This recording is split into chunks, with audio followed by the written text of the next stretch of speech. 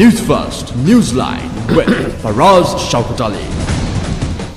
Well, good evening and a warm welcome to Newsline Live. And this evening we're going to cast politics, governance, accountability, transparency in the nearest dustbin. Because what's the point? Nobody ever listens. But this evening it's something a little bit. It's a break, isn't it? From the usual lies that goes on. We've got an author, that's right, and a publisher who's also an author. Let me introduce you to them. Mr. Angelo Patrick, who's also the Group Finance Director of the Kefil Maharaj Group, and Jeremy Muller. Angelo Patrick, very good evening to you. Welcome on Newsline Live. Thank you very much, Faraz. And Jeremy Muller, who is a author and a publisher. Very good evening to you, Jeremy. Evening, yes. Nice to see you after all these years. It is, Isn't it? decade and a half. Decade and a half. What's that your daughter used to say? I didn't have. They wore the same You thing. never have a change of clothes because all she notices is your spats. Ah, these. Right. Okay. Now then, shall we look at the matters at hand? The book is called Impressions, and it's written by Angelo Patrick, and it is published by Jeremy Muller and his organization. What prompted you to write this book? Well, tell me about the book. What is Impressions? What is this book? Essentially, Faraz, impressions are my thoughts which I crystallize over the past 15, 20 years of the way I saw the world. I romanticize the beauty of the creations, the scenic world, the mountains and the valleys, the setting sun. I romanticize that. I can tell because I'm looking at a northern experience, which is your impressions of a trip to Jaffna, I believe. Just listen to this. The long and lonely road to Jaffna, a peninsula waiting to be conquered after the conquest of terrorism, is a trail of the ravages of war. In 2 lines, you've transported the reader to the horror and the destruction that was the North. And the destruction in so many ways. But here's why you should buy this book. Because in any case, if you buy the book, all proceeds going towards charity. But if you really want a reason to have a look at this, here's the lines that I like the best, because it is so well put. And thank God for Angelo Patrick's impressions on this line. When will the veil behind which the rulers of the land have taken refuge be torn? When will they reach out to those in misery and woe, so the broken promises of yore will now be fulfilled, so the dreams of yesteryear be the life of tomorrow? Angelo Patrick, isn't this a fabulous way of holding these fellows accountable? Well, I was merely trying to capture the sufferings of the people in the blue tents whom I saw on A9. And I was trying to sort of echo the feelings that they would have been going through in that misery.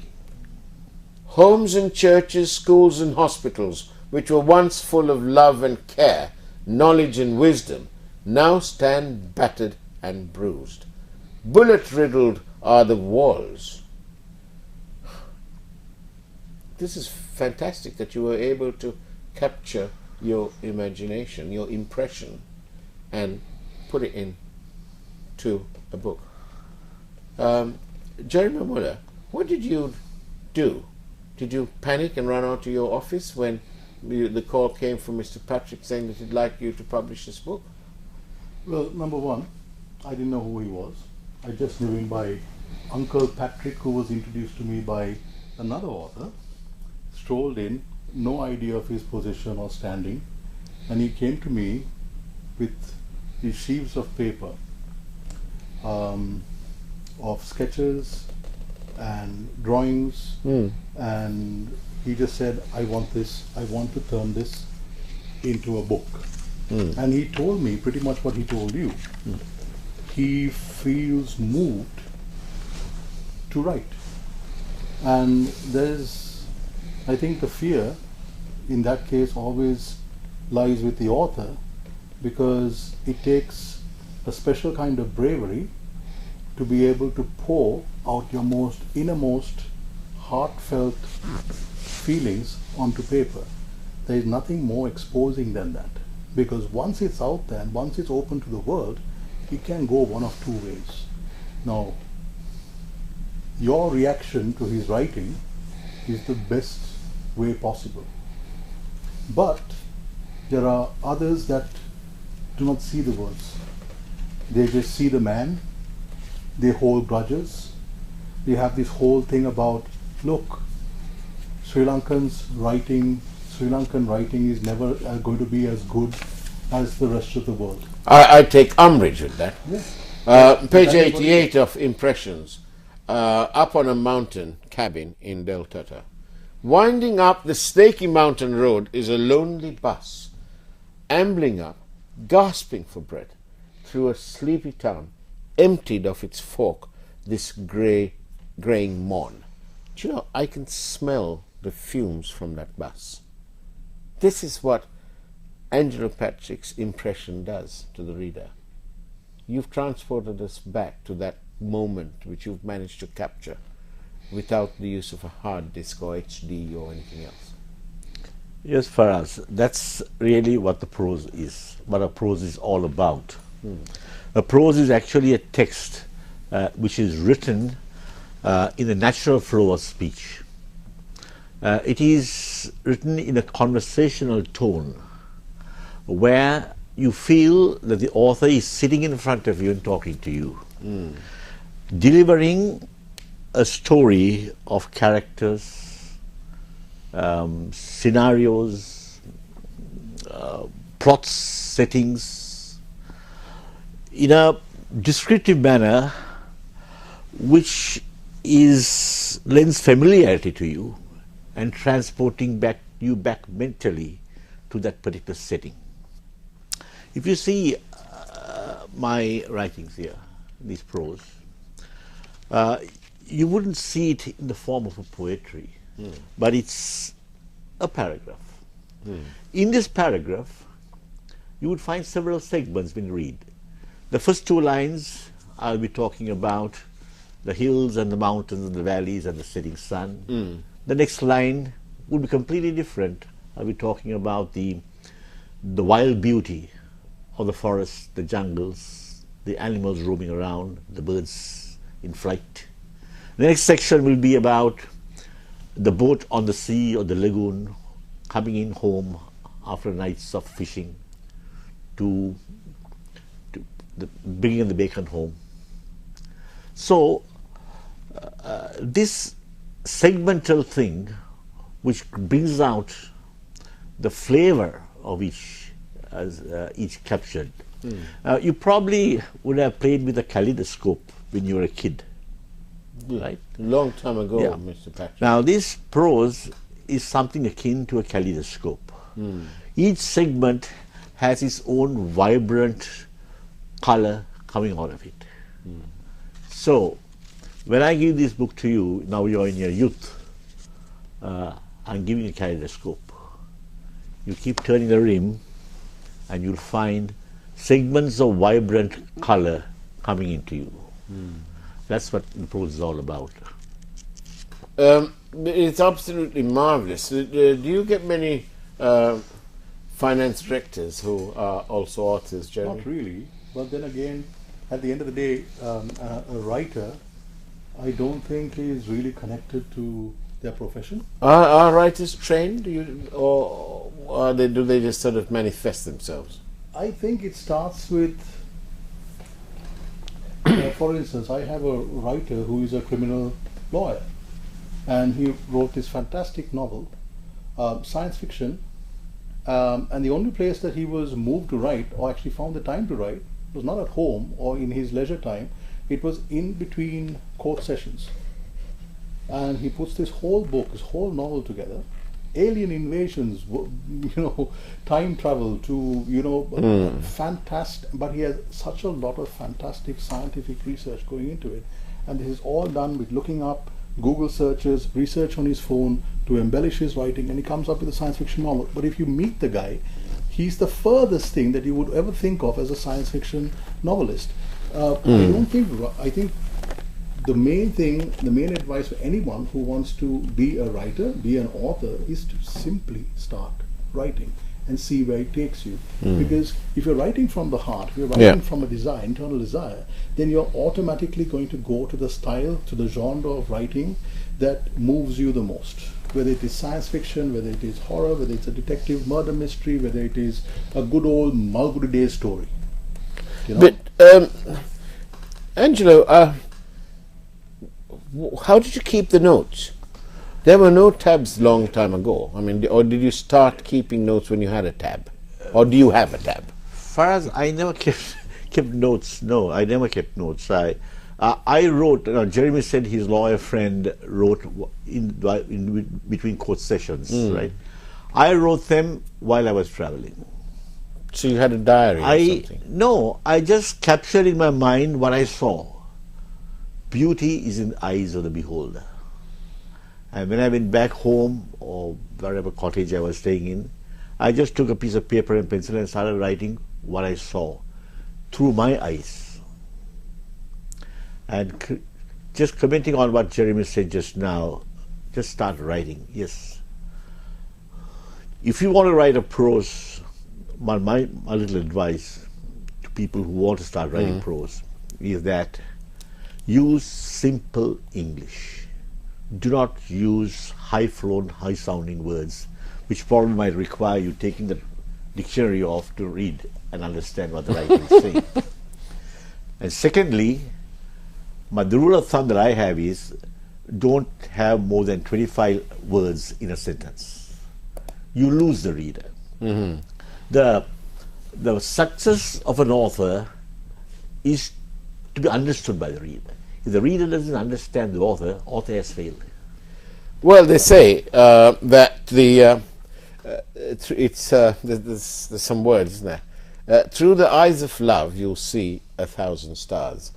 I believe that impressions has helped Sri Lanka see 1,000 different other things too. On that note, let's go for a quick break and take a peek at this evening's headlines, produced for you by that young, vibrant and super duper primetime news team at News First. We'll see you on the other side of the break.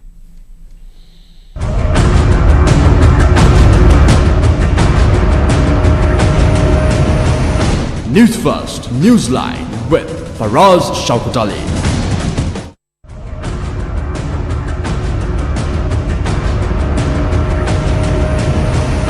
News First, Newsline with Faraz Shauketaly.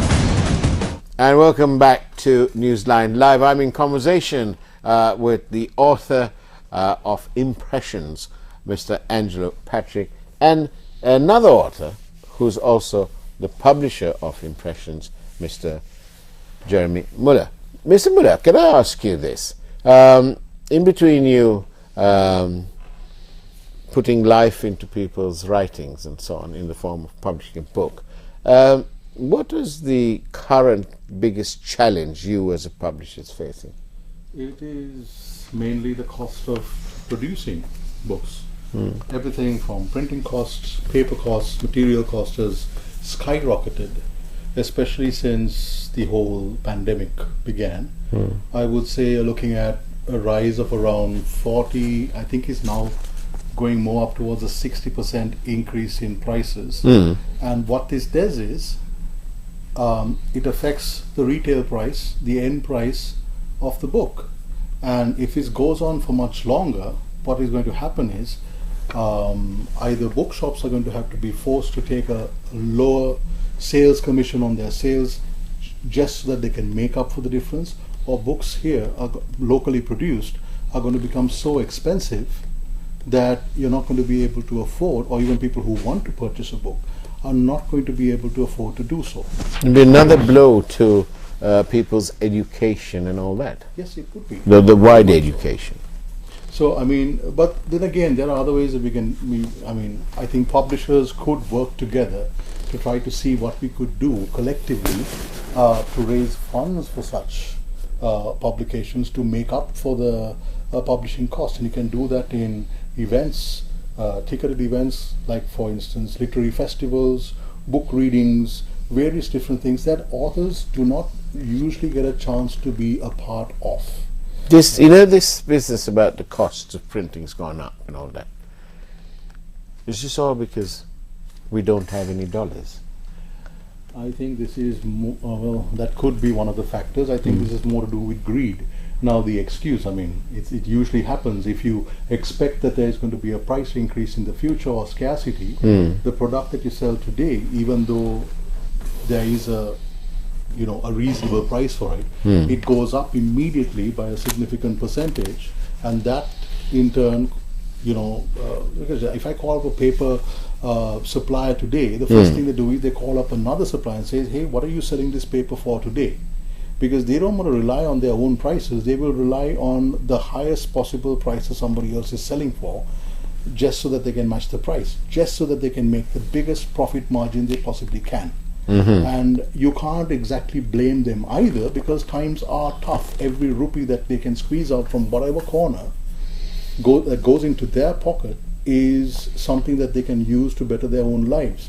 So I can't blame these people for doing things like that. There is a reason behind it, and the reason behind it is, if you want to go political on this, the lives of the general public in every industry is suffering because there's not enough to go around. The palms sway gently in the southern breeze to the melody of the lapping waves. The men in their boats ride back home on the crest of the waves. Their sultan catch, the lifeline of the family, preparing the heart for the New Year meal. The idyllic rich stroll on the sand, soaking up the leisure to the melody of the gurgling waves. Little boys with treasures dug up from the beach, stalking the rich to help the home fires burning. Oh, the serenity of the morning stirs in me the passion for nature as I watch the unfolding of yet another day shaped by his hand. He can only be the one and only, the inimitable Angelo Patrick with his impressions.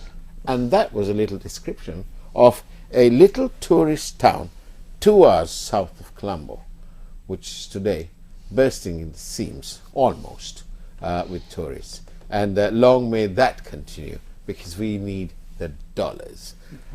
Angela, how on earth did you capture that? You know, I'm reading that and I can hear the waves in Hikadu. I can hear the distant drums of some music being played in a bar.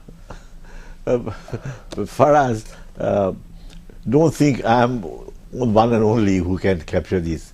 Do you know, I was talking to a university professor in English literature in one of the universities here, and he told me English literature is now being embraced by a number of students in the rural areas. We would have thought that English literature would have been only in the Colombo schools, but he tells me now that there are a lot of takers of that subject in the rural areas. And I asked him why, how is it happening? And he said, the influence of social media. And that has helped the rural folk to appreciate and absorb English literature. And also, you know, Faraz, Jeremy can testify to this, a number of good authors have grown up in Sri Lanka in the recent times. There are a number of wonderful authors who have come up. But he has published quite a number of them. Jeremy's father, of course, is also very well known, Carl Muller. Which is why the publishing house is called the Jamford Tree. The Jam Factory was started up by my dad and myself back in 2011. He wanted to call it Rebel Publishers because the whole purpose of it was to rebel against an industry that was not, he did not see was taking care of the authors, that did not put the authors first.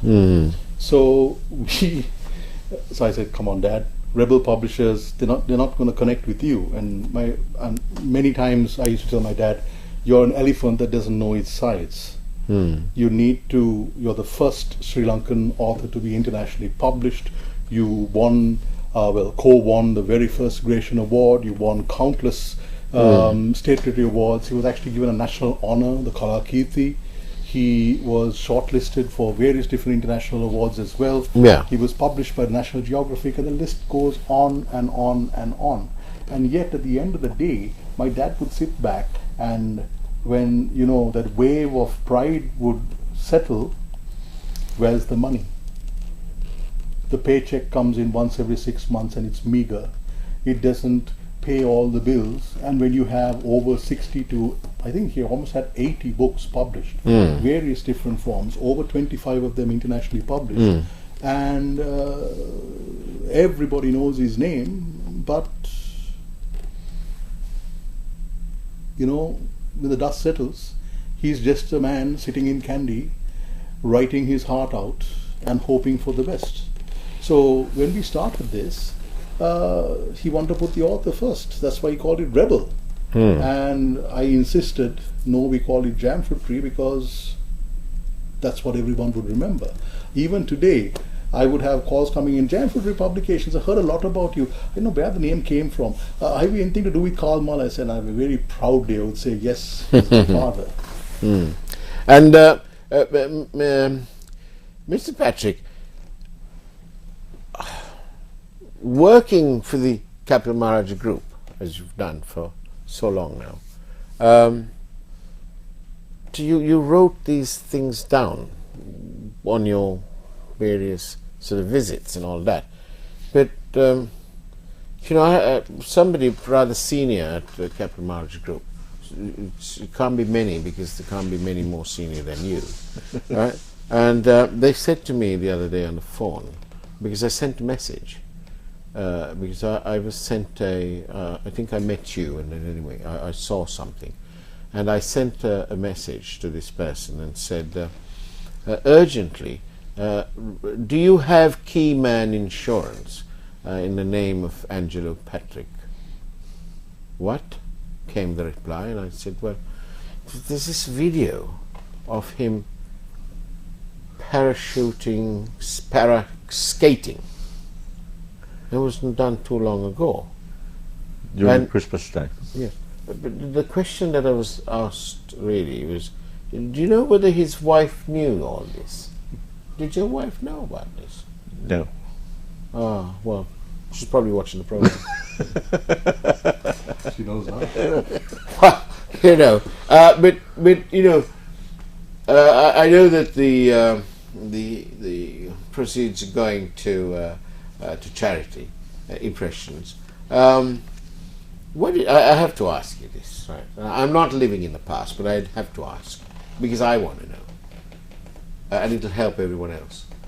The Capital Maharaja Group, one of the largest privately held companies in Sri Lanka, and all that.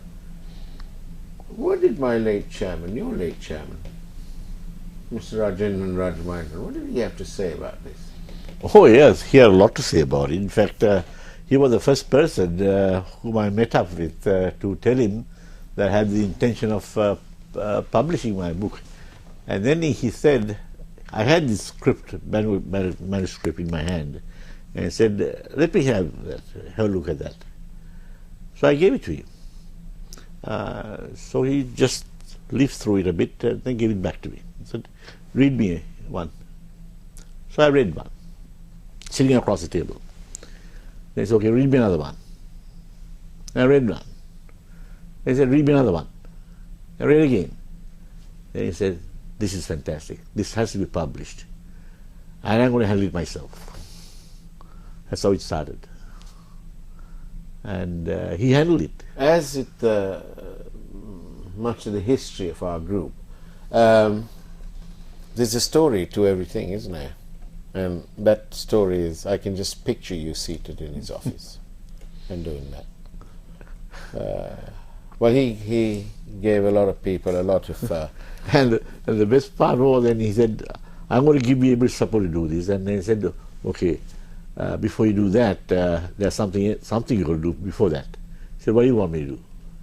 I said, you have to write something about me, about the author. Then he slid back in his chair and said, no, that's the challenge. What am I going to say about you? What good am I going to say about you? Thank you for all the questions, by the way, including from obviously an Angelo Patrick fan who is in Britain and is fiddling around with the internet. But if you really want to know, if you tune in to onto Facebook, or if you log into Facebook or YouTube, you'll be able to see this program live. And it's obviously, all you have to do is type Newsline, one word, TV1, another word, and if you press the go button, the return button, on YouTube, you'll see most of everything that we've done. Not all, because there's some spelling mistakes and all that, but that's how you watch the live program for the gentleman who probably stuck in London. And to all those viewers, we have several regular viewers in catchment areas of in Texas, in Toronto, and all over the world, in Australasia, the Middle East, Japan. So thank you for all the questions, and obviously for tuning into Newsline over the past near 7 years. Mr. Angelo Patrick, is there another book on the way? I certainly am continuing with my writing. The last writing here is possibly just before the COVID. Only unfortunately, these last couple of years, I couldn't do much traveling. I get this great vibration within me to start writing when I move around the countryside. Yes, certainly now I started moving around, and I'm now continuing with the writing. As to how long it'll take me to do another book and get hold of Jeremy again, yes, I can do it again. Thank you. As we come to the end of our program, and I've got to do so many things here, including I'd like to give you a both of you a memento of your visit here. The opportunity. Thank you for the opportunity of being able to interview you. This is a hand painting of different various scenes in Sri Lanka, and this one is, of course, the fisherman on the stilts. Oh, that's beautiful. It's by Hemanta Warakapitiya, who works with us here, and that's for you, Mr. Patrick. That's thank you very much. Beautiful. Thank you very much. And same for you, Jeremy Muller. It's again hand painted, and that is of a flower. And these are all limited editions if you want. And I'll leave you with this stunning picture of the A9 because it puts into all that, and it says here, "Scattered are the blue tents, which is now the home of the homeless, keeping the scorching sun away while the inmates grovel in the dust and grime, looking for their lost dreams." I do wish that the government of Sri Lanka will solve this problem, so that we can all be one country, one law, but one people. On that note, good night, take care, and God bless you.